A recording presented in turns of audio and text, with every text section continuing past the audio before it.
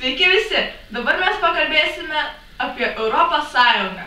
Ką galite papasakoti apie Lietuvą kaip Europos Sąjungos narę? Įstoja kaip ir 2004. Nuo 2013 metų Liepos 1 dienos iki 2014 metų sausio 1 dienos Lietuva pirmininkavo Europos Sąjungoje. 2004 metų gegužės 1 dieną kartu su Lietuva į Europos Sąjungą įstojo Čekija, Estija, Kipras, Latvija, Lenkija, Slovakija, Slovėnija ir Vengrija. Ką galėtumėte papasakoti apie Vokietiją kaip Europos Sąjungos narę?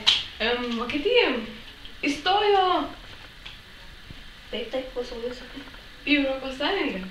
Ir iš pradžių pusė Vokietijos, paskui 1990 kita dalis Vokietijos.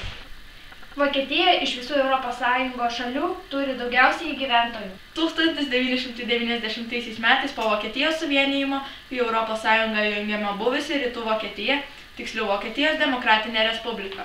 Ką žinote apie Belgijos kaip Europos Sąjungos narę?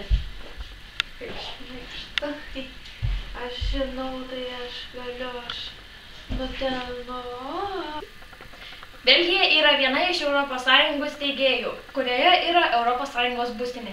Belgija yra Europos Sąjungos narė nuo jos įkūrimo 1952 metais.